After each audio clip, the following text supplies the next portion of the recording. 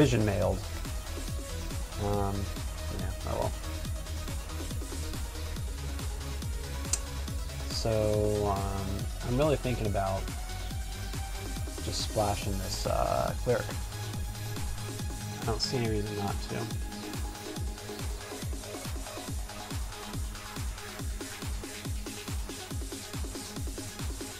I don't see another one on the board, and he didn't use a potion earlier on the archer when he had a chance to. So I'm suspecting that he might not have any potions, and taking out a cleric would be really, really nice. It doesn't turn any cards though, which kind of stinks, but it's good enough. This type of play gets me into trouble. This is exactly why I'm bad at playing dwarves, because like the correct dwarf play would be to like send him back and like turtle until I get my freaking paladins out. But I'm just like, ooh, there's a cleric. It's undefended. Let me kill it. And then I get my units killed and then I lose. This is exactly why I'm bad. Yeah, this game ended. This game ended. Le GG.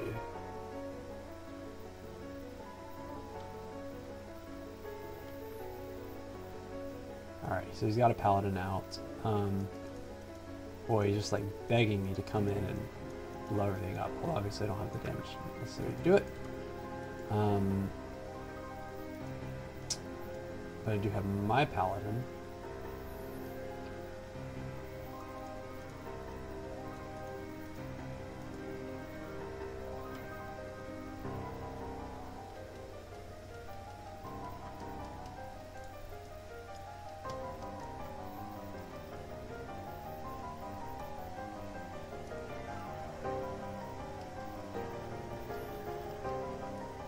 I think I want to play this.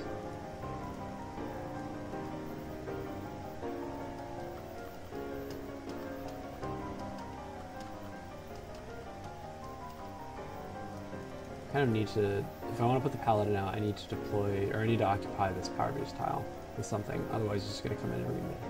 Come in and ream me.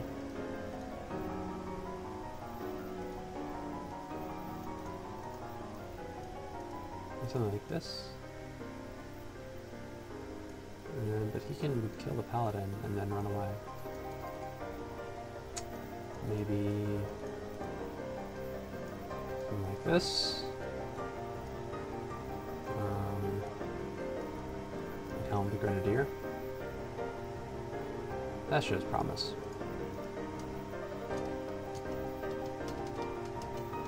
Good.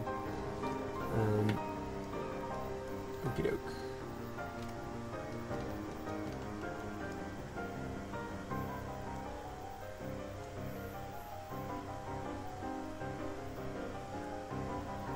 Okay, so let's talk about the rest of the units. So we got the Engineer coming up next. Engineer is a unit that doesn't do anything except one thing, and that is shield. And so shield basically it absorbs all the next event that does damage to a unit that is shielded. That damage will be blocked by the shield, and that is good because if you're playing defensively, you can put a shield on a unit in advance, and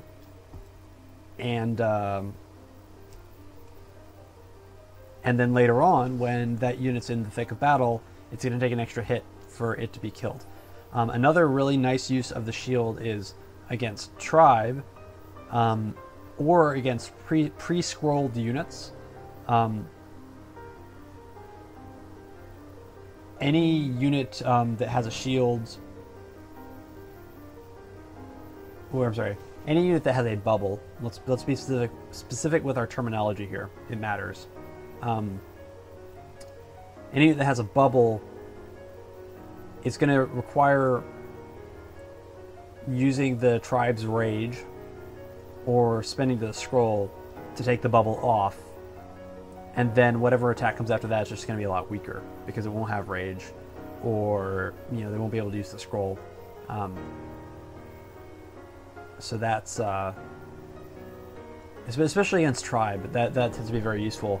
If you're able to, even if the opponent has rage, if you're able to shield up your strong units, then they can often be safe, even though a raged and meated unit, can do a lot of damage.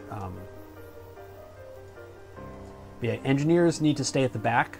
Their attack is only range 1, so only melee range, and they're purely support units. They can bubble from range 3 though, which is pretty sick. So they can cover a lot of ground. So they can bubble like any unit within, except if I could actually like draw correctly. So yeah, like this guy up here, or this girl up here, my apologies, can bubble any unit in this area. So and this unit can bubble anything in here. So I'm practically like covering half the board between these two engineers, and these guys are on the very back lines.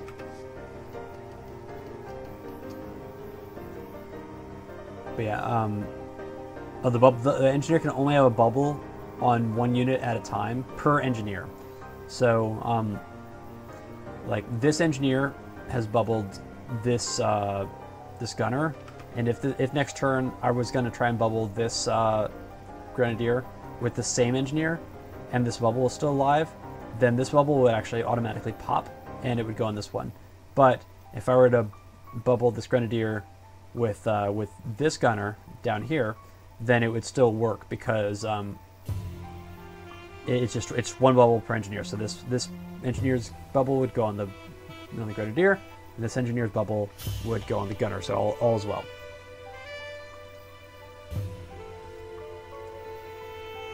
What else we got? Yes, the Annihilator. So the Annihilator is crazy. Yeah, he's just crazy. That's the best way to put it. Let's find a game with an Annihilator. Here's an Annihilator.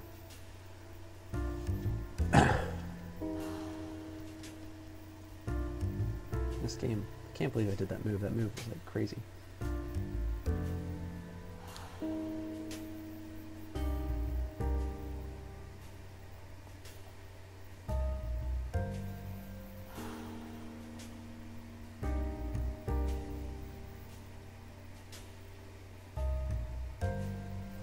Anyway, so the Annihilator has range 3.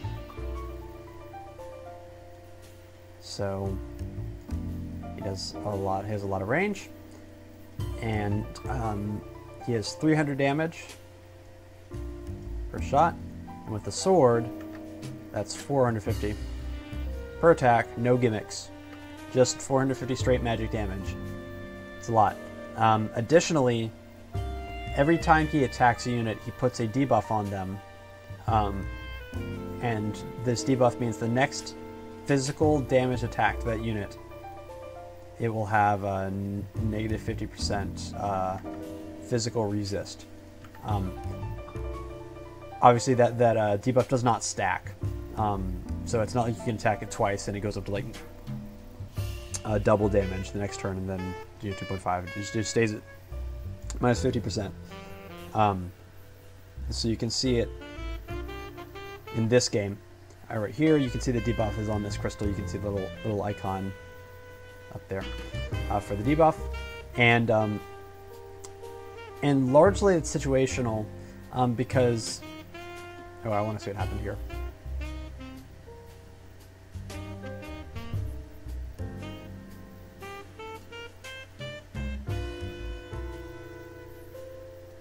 Interesting. It's almost like a crystal kill.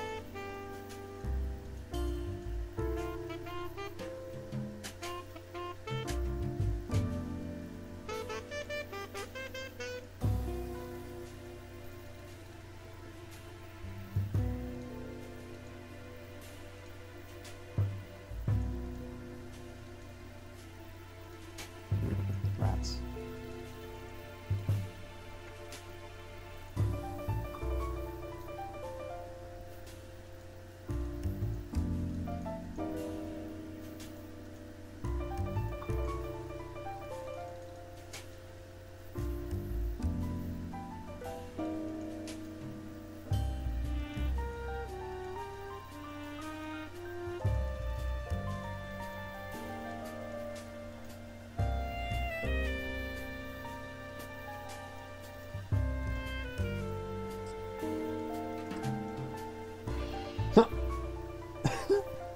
You see that? That was cool. Can I like... Oh, sweet.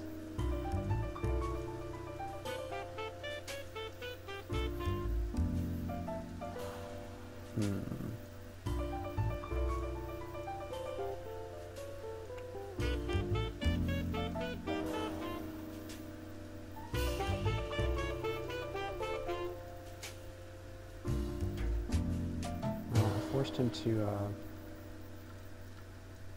burn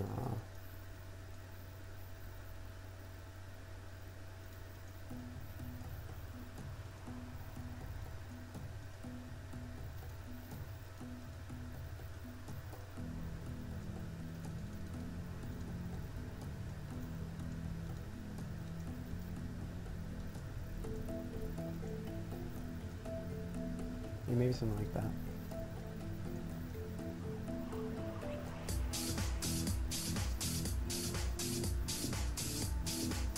Get up in his face.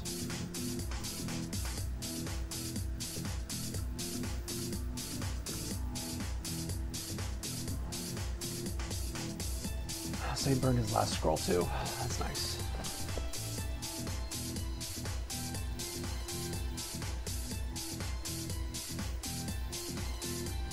Yeah, I like that, because that saves everything.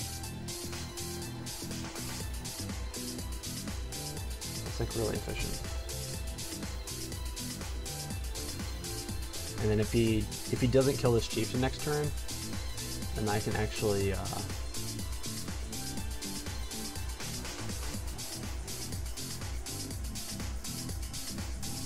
kill the paladin.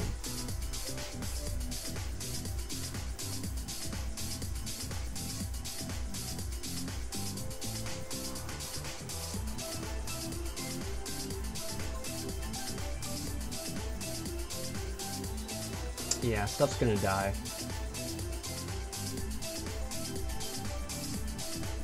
I really like this move.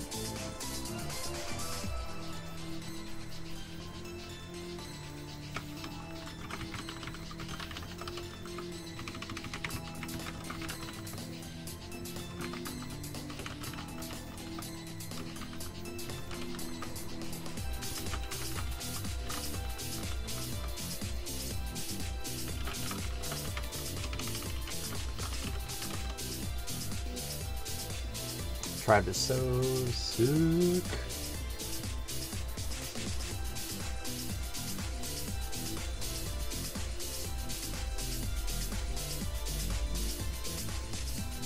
Shields are so good against doors. Spike shields. They pop bubbles. That makes them amazing. This is a league game, by the way. League's been good recently. Trip's getting back into playing. Monkey Warlock is about to finish cleaning my clock. Although, even after that game, like, I'm still only going to be like 10 points behind him for the first spot. So I'll probably pass him again pretty soon after that. Assuming he doesn't play too many more games. He kind of plays slowly.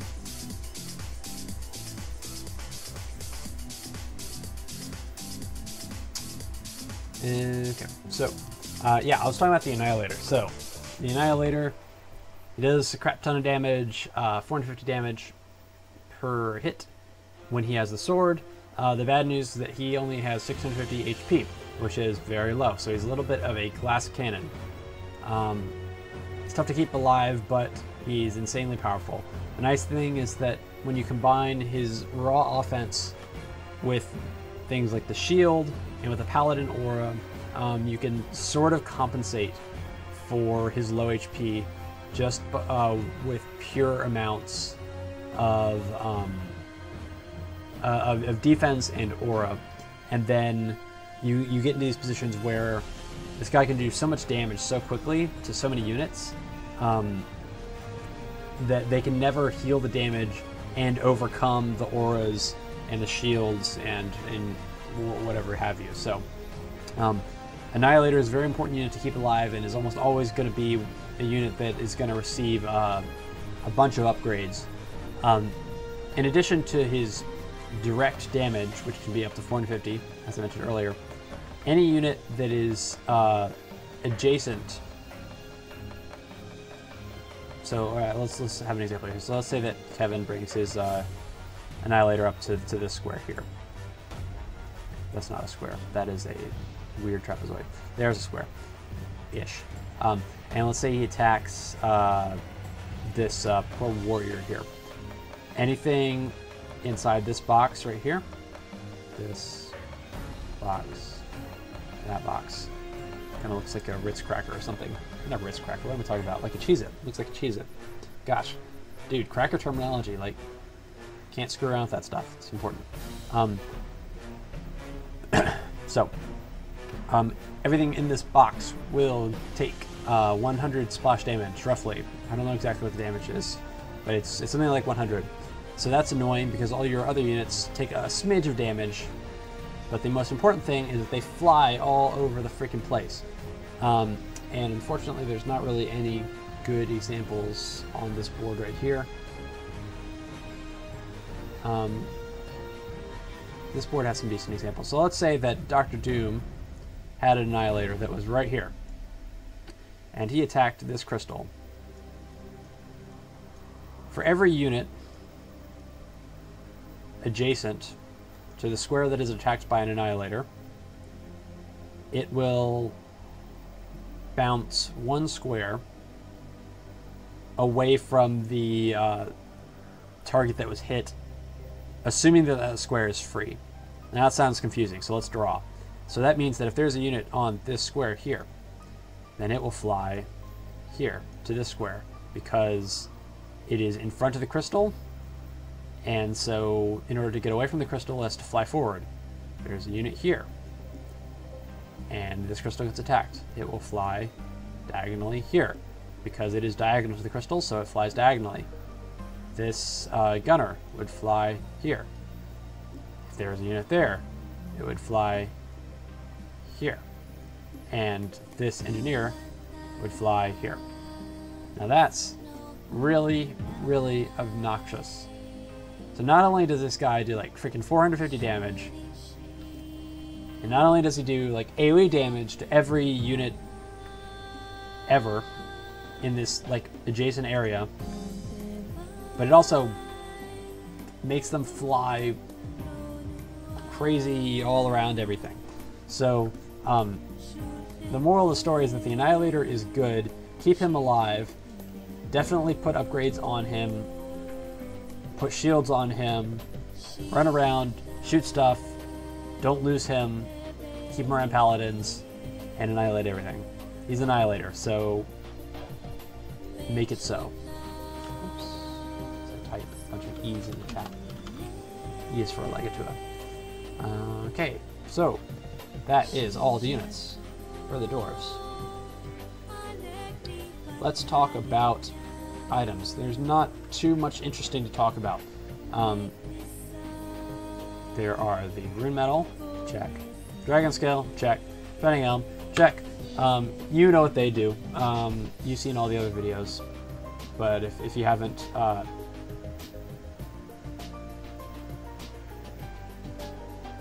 Rune Metal increases the damage by 50%. Dragon Scale increases the defense by 20%. Shining Helm increases the magic defense by 20%. Yep. So let's talk about what you want to what units you want to put your items on. So Dwarves, more than any other squad, benefit from stacking a bunch of upgrades on one unit. So you don't want to have like a unit here with a shield, and then a unit with a helm, and then another unit with a sword, and like spread your upgrades around. It's generally not a good idea with Dwarves. Really, Dwarves win with overwhelming power. So you want to stack like 3 upgrades onto a unit, like Kevin did here with his Grenadier. And if he had any more upgrades, he would put them on this Annihilator, I guarantee it. But it's not worth trying to spread your upgrades around. You want to pick like two or three or 4 units and put basically all your upgrades on them. And which units those are, depends on the matchup, and I think I talked a little bit about it earlier. You're gonna definitely want to put some on your Annihilator, and either Grenadiers or Gunners, depending on the matchup. Depending on the situation, it may also benefit you to put defensive items on one Paladin. Okay, you don't want to upgrade your Paladins in general, because they're strong enough on their own. But if you're gonna like put your Paladin more towards the offensive line, or if you only have like one left, or you're worried that you know they're gonna die and you're gonna be crippled, putting like a shield on a Paladin, it can be very, very strong because because their base HP is so high to begin with. They actually benefit more. They gain more HP from the upgrades, and they start out with 10% resist to begin with, so they're going up to 30% with the upgrades. And you know, with the if you have both defensive items on a Paladin, and that Paladin is next to two other Paladins, then it has, you know, 40% both physical and magic resist, which is just freaking ridiculous. So, but generally you want to save those upgrades for your attacking units. Only consider putting them on the Paladin if you think that they're going to be like an imminent danger, and that's really just kind of like a judgment call.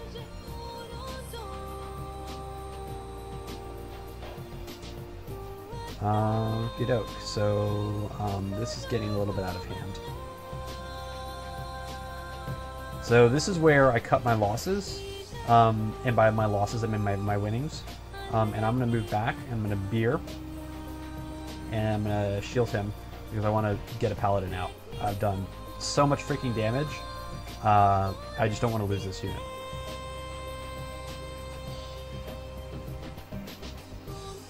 So that brings me, I'll skip the pulverizer for a second, or the drill as we call it. I'll skip that for a second. Let's talk about the beer. So the beer heals an ally for 1,000 health and reduces the next damage it hit by 50%. So the beer is a situational item. It's kind of like a get out of jail free card. If you've got a unit that is up near the enemy lines and you don't have enough time to heal it all the way back to full, but you need to, like, you know, get him out of there, then you send your Paladin up, you heal that unit that got killed, you put a beer on him, and then you run him straight back. And generally that is good enough to save them. Also, if people spend like a lot of time trying to kill a Paladin or another, oops, I didn't mean to switch to this turn because I was gonna wrap this.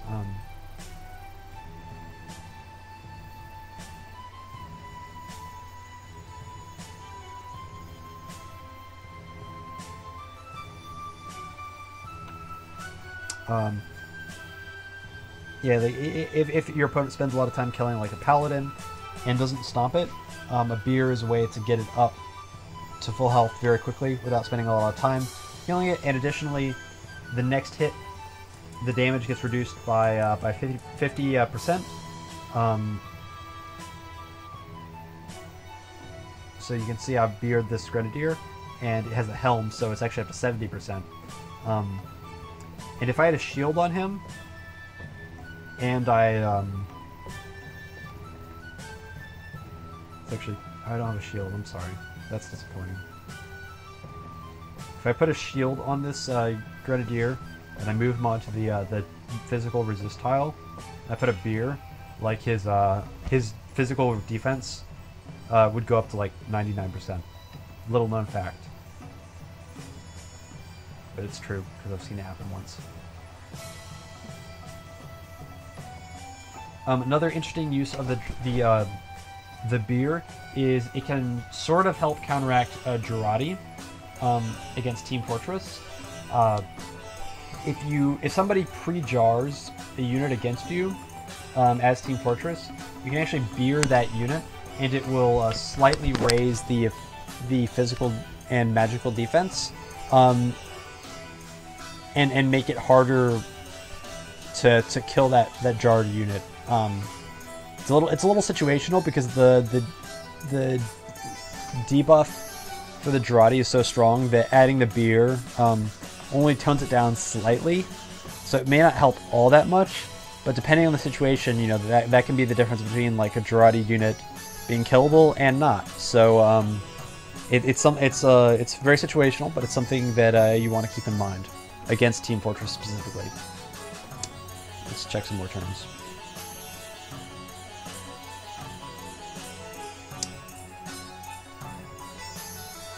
Yep, saw that coming. So,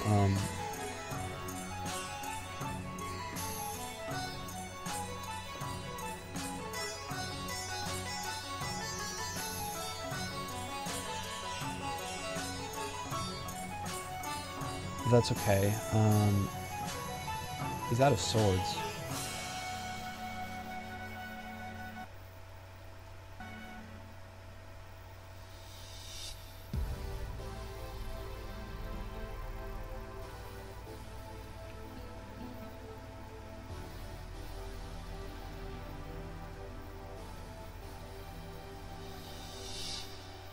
$5.15. That's such crap. That's such crap.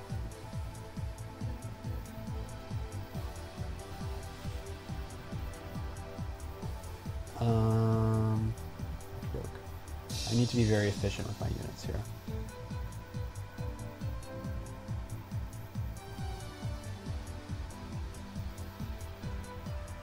I probably need to stomp this guy. So I was just going to send the shaman up. And he's going to heal this axe thrower, and he's going to do a bunch of damage to my shaman. And I really can't be having that right now. I may have to let go of this warrior. It's not that big a deal. That could give me rage. Well, rage isn't going to do that much for me, so I don't need meat. These are enemy units, though. Like, not that much. Boy, I am pretty thin on the back lines.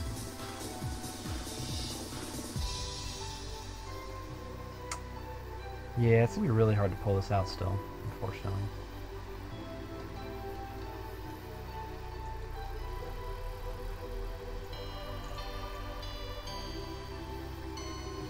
I've made an epic comeback, though. Interesting. Good.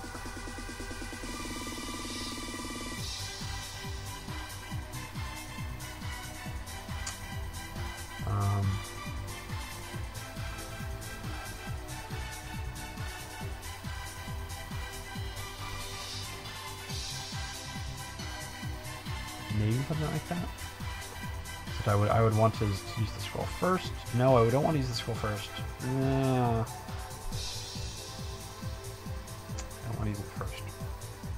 That stinks. So the reason I was annoyed there is because I want to maximize the use of this debuff on the crystal, but he's also got the shield and the grenadier. And so if I use the scroll first, then the damage on the grenadier gets lowered because of the shield. So this would be a combination play if I made this move. Where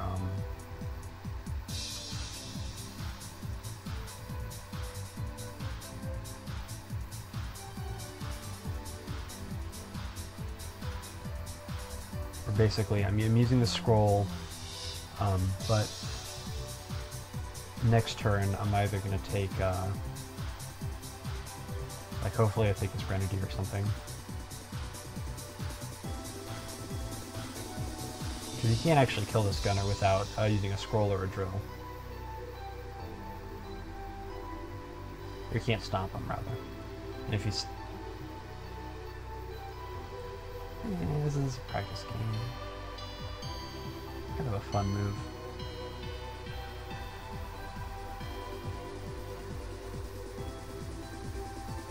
That's 440, but it's reduced because he's range 2. He could just stomp this gunner though with the grenadier.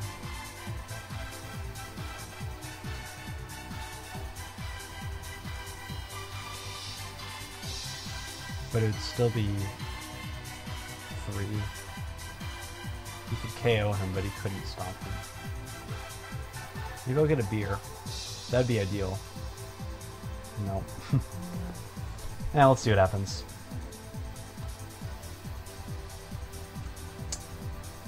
Yeah, that's what I thought was going to happen.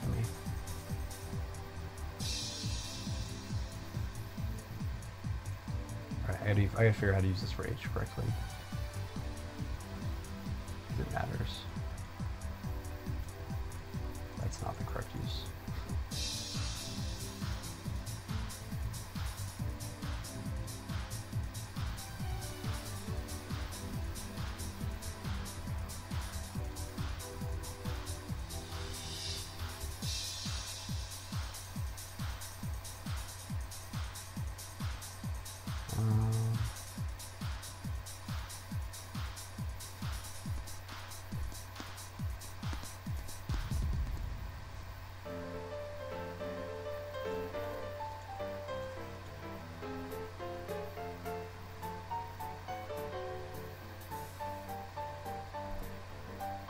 The problem is that if he tidal waves,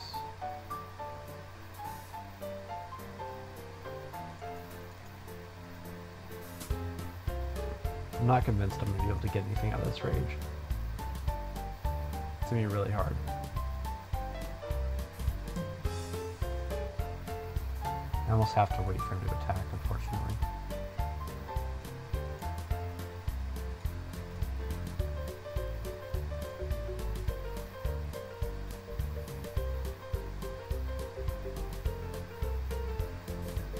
I can outrange him with the chieftain. He's got the witch, but I've got the bomb. Got the bomb.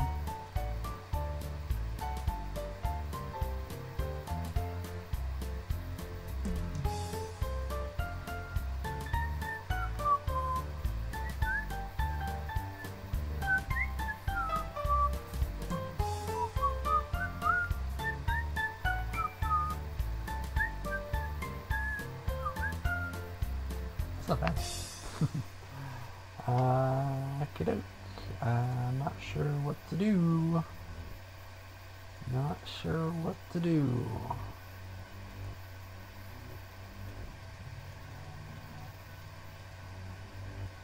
Interesting. I could trade the Axar for that warrior. That might be worth it.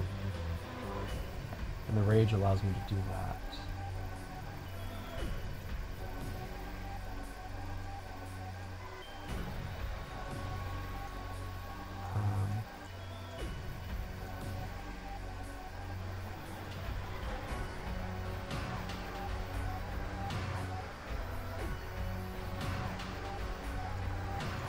Maybe if I did something like this.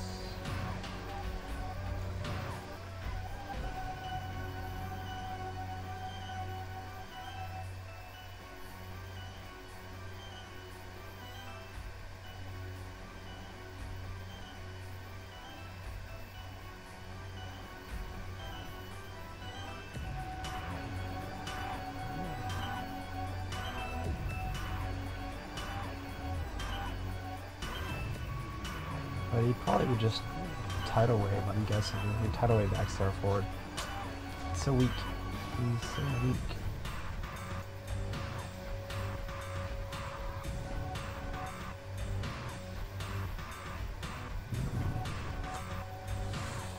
Yeah, I don't know.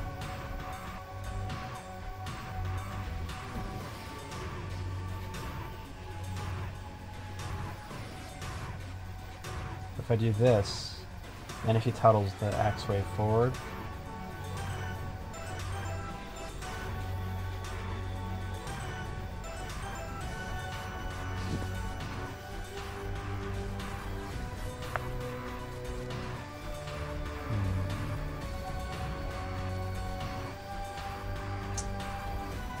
but then he could threaten people.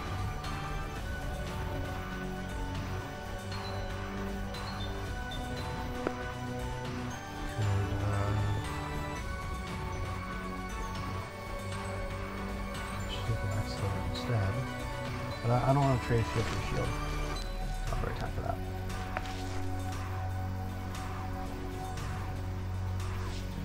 I know, I kind of have to like hope he makes a mistake.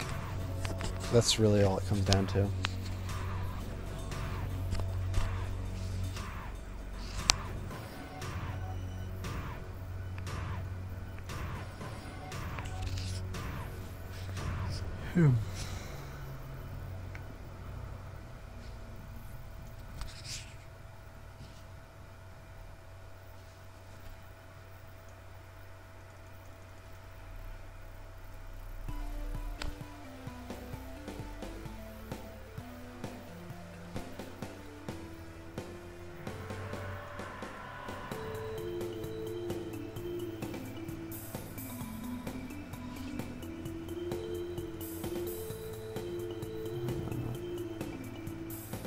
That's not wise. It's not. It's just not that wise. Yeah, it's not gonna work.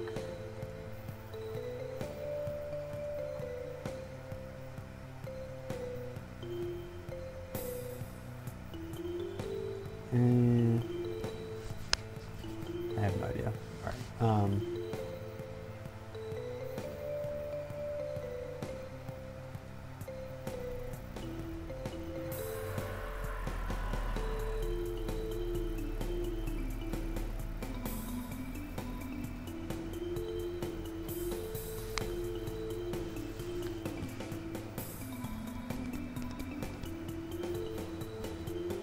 I'm only going to make 4 turns, which is unusual. Let's just see what he does. I don't think there's a winnable way to make this work. Maybe if I can force him to spend a meat on something that's not the chieftain, then it could be theoretically possible. Boy, someone is searching for their... somebody's searching for their priestess, or their clerics. And since the ninja's gone, you can probably actually do this and be safe. He would have to burn a scroll to KO this Grenadier. She probably has, actually. Yeah, there's no need for that. I'm way ahead in this game. I don't need to do anything crazy.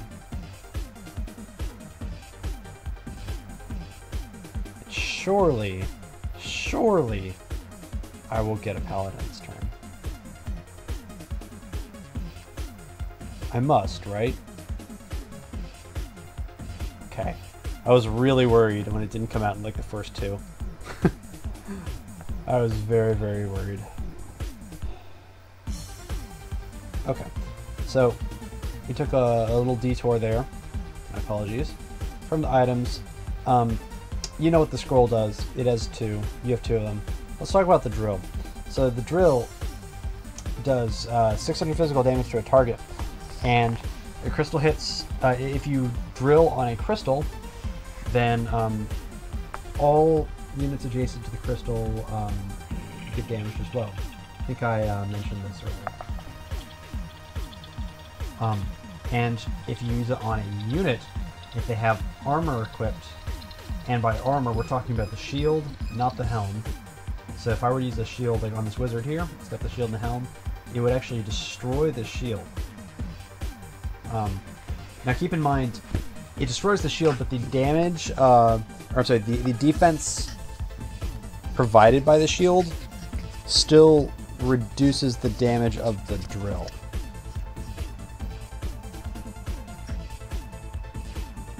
Interesting, he's going to take that trade. Okay. Well, in that case, I mean, that's what I was trying to trade for anyway, so sure, why not?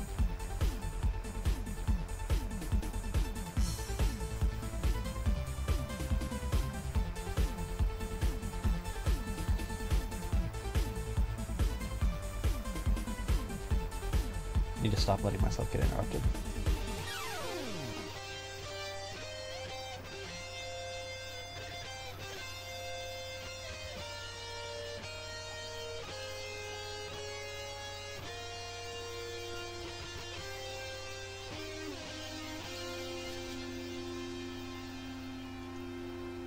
No, I don't need to stomp him.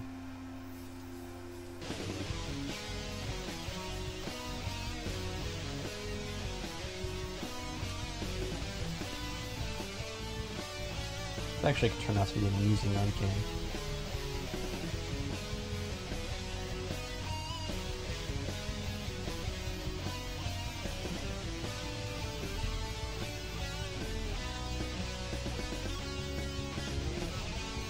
I don't think he can save that warrior. Yeah, I mean, I was trying to trade my X-Star for this warrior anyway, so he just like gave me the trade. So I was like, all right, that's great. Still not sure I can win, but hey, you know, with the chieftain, all things are possible. You never know.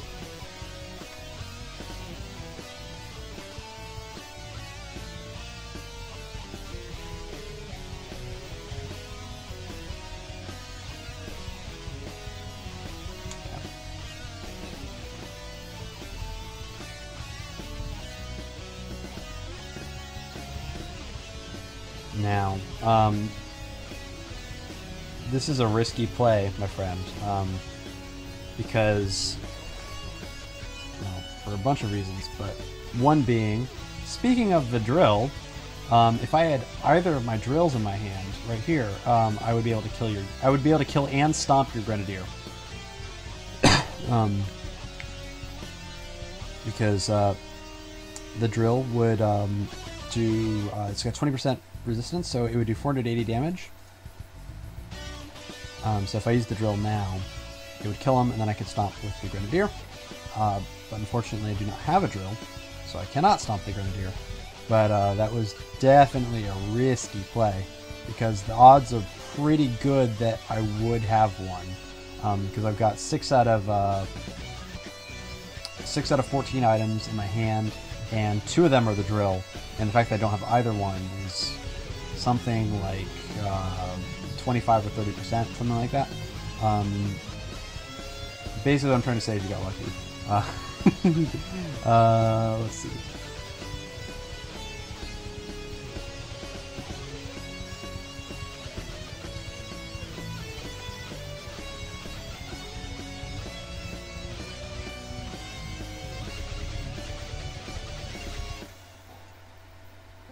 I'm tempted to sacrifice my paladin here, because if I sacrifice my paladin, I probably can get a crystal kill based on my board position.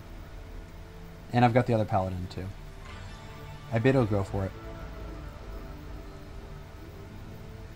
Yeah.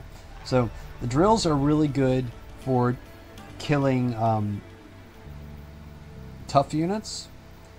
They're good for removing shields, and they're also really good for killing crystals. So how you allocate your drills, like drills are the best item that dwarves have. The way you use your drills is very important. Use your drills wisely, they can be extremely powerful. Use them incorrectly and waste them, then dwarves become a lot less scary. Because you basically just get instant 600 damage. And against really tough targets, like against Shaolin, for example, if you do a double drill combo against a Shadow, for example, that's really hard to defend against. And so that combination is just extraordinarily powerful for taking out super sturdy units. If you're going to use drills on the crystals, make sure that you're grabbing your assault boost tile before you spend before you spend the drills, because that way you'll get an extra 300 damage for free just by occupying that tile. You can spend the drills on any unit on the map, even spies. Yeah, I think that's pretty much all there is to say about the drill. I think that's really all there is to say about the dwarves in general. Like, we've gone through the whole squad. So I'm gonna play like another turn or two, and I think I'm gonna call it a night. Next week we'll talk about the specific matchups for dwarves.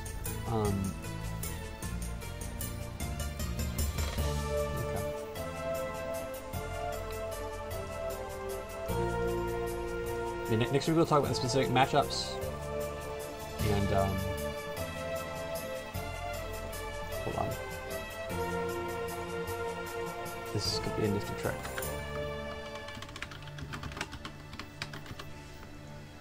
Aw, yeah. Alright. So, next week we'll talk about the other matchups, but for now, I want to show you a nifty trick that I just pulled. So, this Grenadier has 880 HP.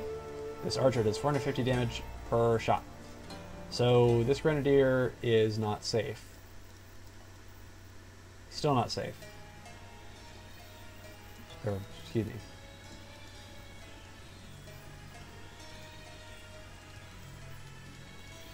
If I do this, this Grenadier is not safe because he has 0 physical defense. This archer can go here, and then hit the Grenadier 3 times, and 900 is greater than 880. 880. And so he would die, and then he could clean up the mess with an Inferno. But if instead I move my Paladin here, and a heal, and a buff, now he's got 5% physical defense. And what's 5% of 900? It equals 45. So that's the amount of damage that I'm reducing by keeping this Paladin. Remember, the aura is for directly adjacent units to this Paladin. So the Paladin's here, this Grenadier doesn't get the buff. But if the Paladin's here, then he does. So I'm using that buff now, and now if the archer comes in here and attacks 3 times, then he's going to do 900 damage. Minus 45, which is what the R is giving me. And don't do math on stream, 855. Which is less than 880. Thus, the positioning of this Paladin is going to save this Grenadier's life potentially next turn. So positioning the Paladins is very important. Position them well, and I'm giving this Grenadier a shot at life that he potentially couldn't have. Now, the Dr. Doom could still scroll kill and then Inferno. But that's really expensive for just a +2 unit. I'm pretty much always okay giving up a unit for both a scroll and an Inferno, because it's just not. It's so inefficient that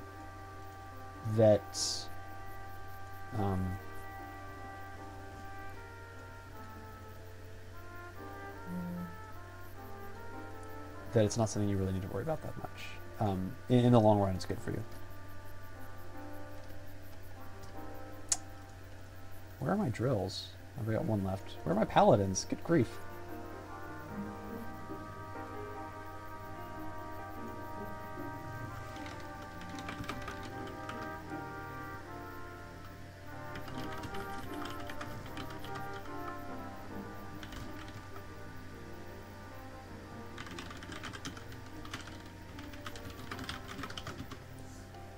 Alright, and with that, I will bid you guys a good evening. I might come back online later on and stream some Warcraft 3, because I'm feeling a little bit in the old school mood tonight. But, yep, I think that's it for this week. Thanks everybody for tuning in, and next week we'll have more discussion of Dwarves and the strategies against each particular squad, so don't miss it. Next Saturday, same time, same place. See you then.